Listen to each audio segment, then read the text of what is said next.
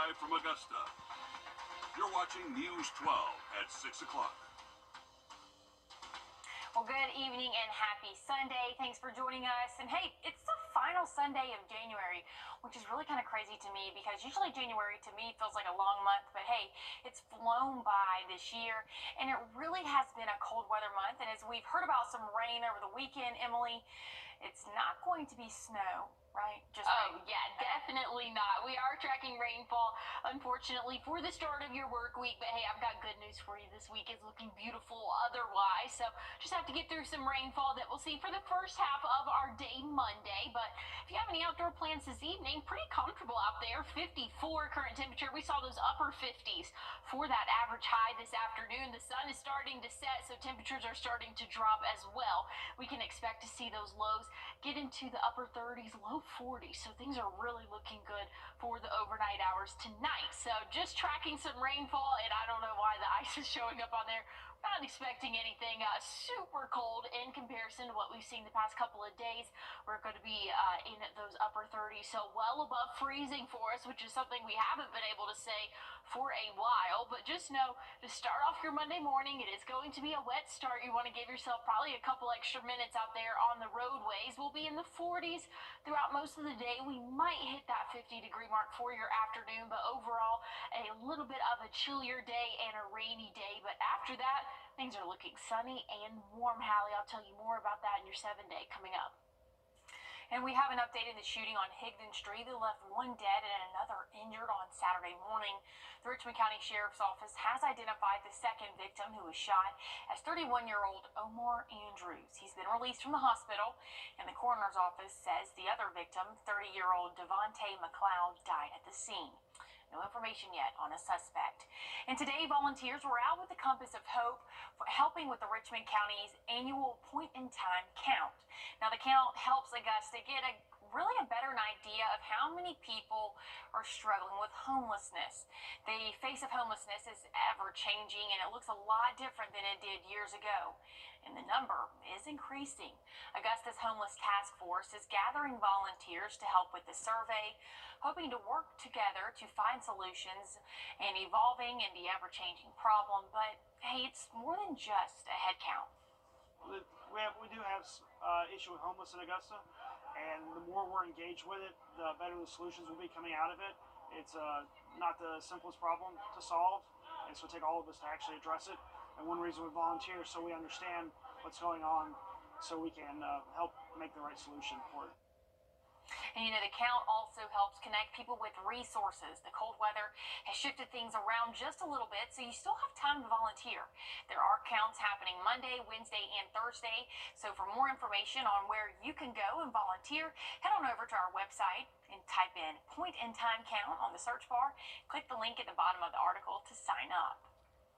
And public hearings continue this week across multiple counties over the homestead exemption law that could impact your property taxes. Keep in mind, both the county and the Board of Education in each area across our state have to each hold 3 meetings to decide if they will opt in or out. The Richmond County Board of Education will have their second meeting at 6 o'clock at the BOE building, and Columbia County Board of Education has their first meeting tomorrow at 8 o'clock in the morning at their Board of Education building.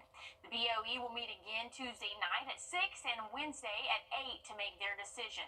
The county will have their second meeting, so Columbia County themselves will have their second meeting Tuesday at 10 at the Evans Government Center Auditorium.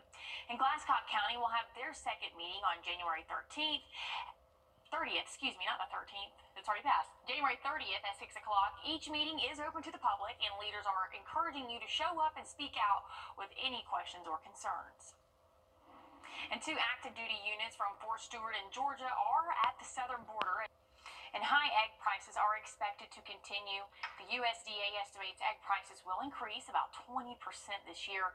Government data shows the average price of a dozen eggs was $4.15 last month, nearly 36% increase from December.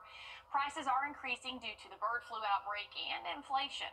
The USDA says bird flu killed over 17 million egg-laying hens in November and December.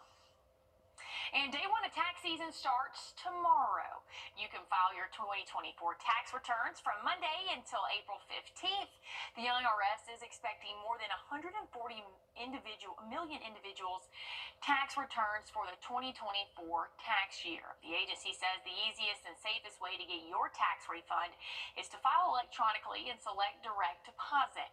They do have a free file program on their website to help you out. And time is running out for you to apply for FEMA if you haven't already. If you live in South Carolina, you have until Tuesday to apply.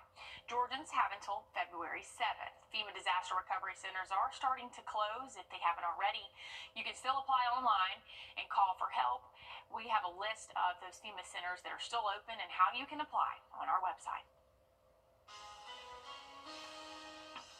And relief from the fire, but now there's a new concern in Southern California. More details coming up. Mild conditions for our evening, and we're going to drop off overnight tonight, but that rain chance is going to increase as well, so we won't see temperatures below freezing for us, thankfully. So just tracking rainfall, I'll tell you more about it and your 7-day coming up. You've been in a... I'd be so happy if your name was on my arm. Live. He's a liar! The Voice premieres February 3rd on NBC and Peacock. I look at her and I see my future. She is the promise that gives meaning to each new day. Her love holds us close and guides us. She is and always will be my everything. I celebrate her with a jeweler that I trust, and that's Windsor.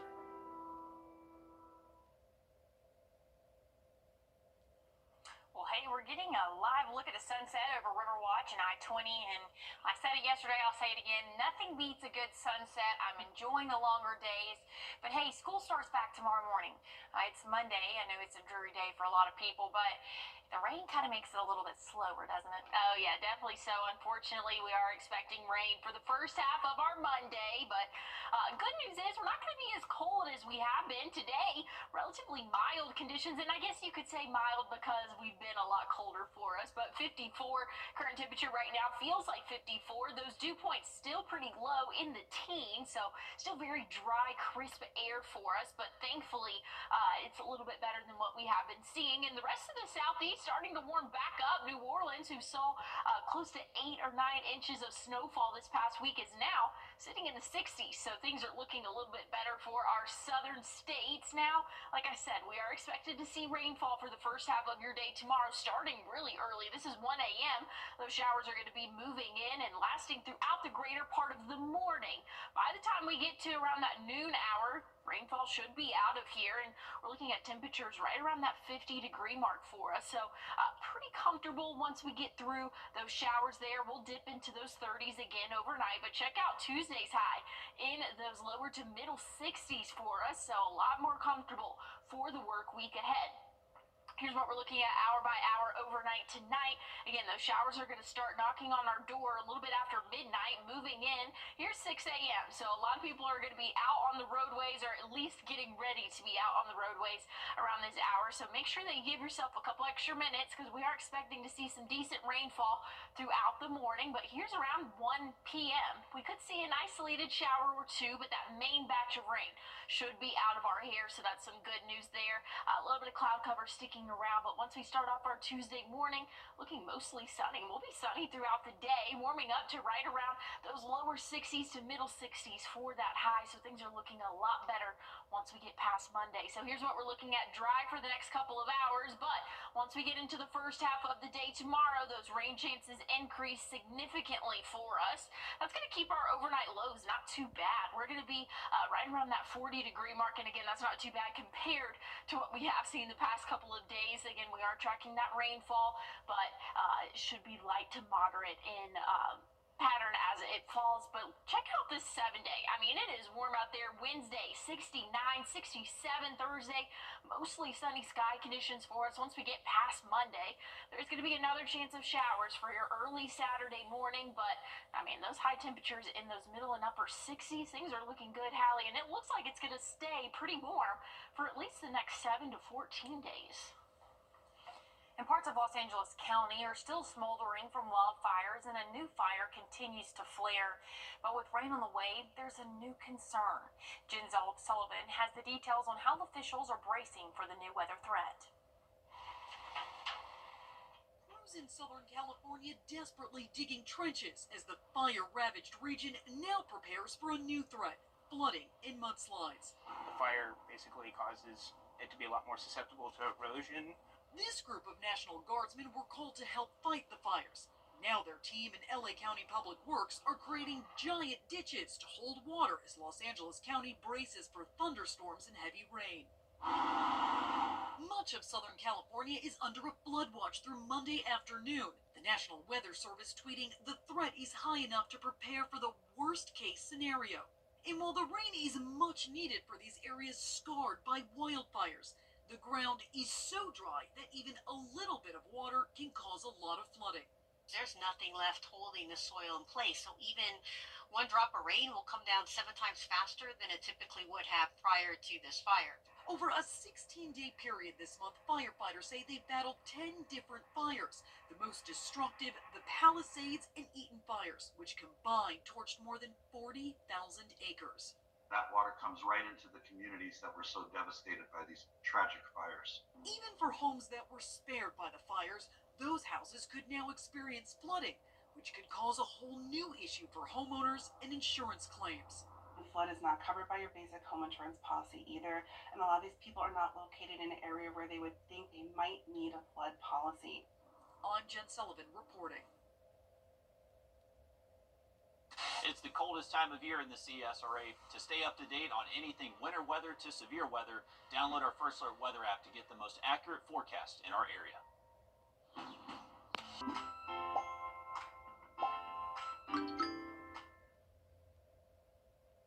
Today marks 5 years since the deadly helicopter crash that killed 9 people in California, including Kobe Bryant and his daughter Gianna. The NTSB investigators believe the pilot's decision to continue to fly after not being able to see the ground played a key role in the crash. Bryant was inducted into the Basketball Hall of Fame after his death, and the LA Lakers honored he and his daughter with statues last year.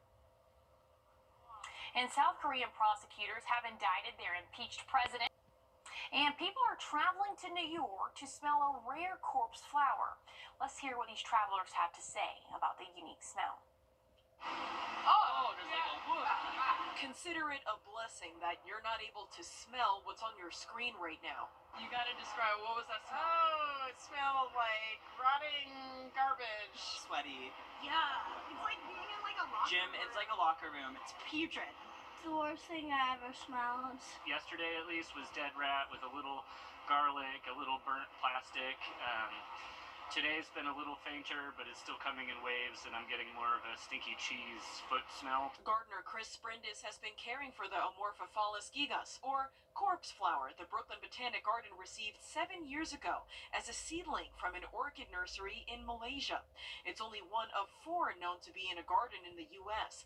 It bloomed for the first time Thursday night into Friday. But why does it smell so bad? It's pollinated by flies and beetles that normally lay their eggs in dead animals. So, the larvae have something to eat when they hatch.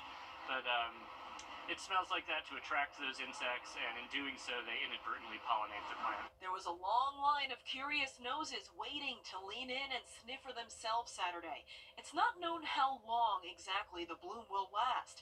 It only opens for a couple of days before it goes dormant for the next 3 to 5 years before it blooms again. The smell is already less strong than it was Friday. Farah Marie Velton waited in line for 2 hours and says that's nothing compared to the years it took for it to blossom. And it makes you think about patience. That's what I was thinking about. Like, that whole time it's been in the back here, and they've been taking care of it, and now you never know when it's going to bloom, and it did. So I'm happy that I came. Well, Well, hey, college basketball was the name of the game for the South Carolina colleges. The latest from USC after the break. The future of cool, comfortable. On your sideline. Well, the University of South Carolina's men's basketball team was looking for an SEC win yesterday, hosting number 14 Mississippi State, even sending the game into overtime against their ranked rival. But in overtime, the Gamecocks could not complete the upset, losing 65-60. And after the game, head coach Lamont Paris spoke about the painful loss. If it doesn't break you, it'll make you stronger. And it hasn't broken our guys, and so I say that because these games have been, we've had a stretch of games that have been against super high quality teams, really close, down to the wire, nitty gritty type scenarios, and all have not gone our way, and in a lot of different ways that they have. So I told the team after the game that I said I felt bad. I felt bad for them, but I was happy with how we competed and how we fought, and that I did believe our day is coming. And hey, some lighter news for the university. Head football coach Shane Beamer spoke for the first time since signing a new contract extension through 2030. He's also getting around a $1.5 million raise and taking home more than $8 million a year. But he says it's not about the money. No, I didn't, Phil. But this has been a deal where I love what I do, and it doesn't feel like a job, and certainly never thought that. It's surreal, but again, it goes back to how much I love what I do, and it's not a job, and I love being here, and don't feel like I've ever worked a day in my life. Well, hey, Beamer and his team hit a school record of 4 games over ranked opponents, including Clemson in the Palmetto Bowl, to finish the regular season. The Gamecocks will have a spring game on Friday, April 18th. And an Oregon grocery store is giving back to its community. A Fred Meyer's store sold a Powerball ticket with a win for a $328 million jackpot. Now the store gets a bonus of $100,000. The company says it's donating half of its earnings to the Oregon Food Bank, and the other will go to projects around the store. Pretty sweet if you ask me. Oh yeah, that is a great story there, and those people are just giving back to their community. And honestly, the people who work at our grocery stores, I will never forget during Hurricane Helene, they didn't have any power, and they were still getting people what they needed to get them out the door and back home. So they're essential workers. Yes, oh definitely so. So that was a really sweet story there. But hey, I want to look at our forecast here. We are tracking rainfall for your Monday, so just be prepared for the first half of the day to expect to see rainfall there. By the time we hit the late afternoon, though, shouldn't be out of our hair and looking much drier and sunny. For the rest of the week, we'll be in the 60s starting Tuesday, upper 60s for your Wednesday, Thursday, and even into Friday. We do have another small chance of rain once we get into early Saturday morning, but overall, not looking bad for the next 7 days. And even after that, we're tracking a lot warmer than what we have been seeing for this time of year. That average high right around that upper 50s, low 60s, right around that 60-degree mark. So we'll be well above average throughout the week this week, and it looks like that's going to extend even into our long-term forecast after that. Those overnight lows are not going to be below freezing anymore. We hit our last below freezing mark earlier this morning, so it looks like the rest of the week and even extended forecasts, we will not see those lows dip below freezing. So I think that's welcomed for a lot of people. I think a lot of people are tired of dripping their faucets and having to worry about the freeze overnight. So thankfully, things are looking a lot better for the next 7 days, Hallie. I know I'm tired of the cold. Well, hey, that's our time. Thank you for yours. More news and weather right here tonight on News 12 at 11 o'clock.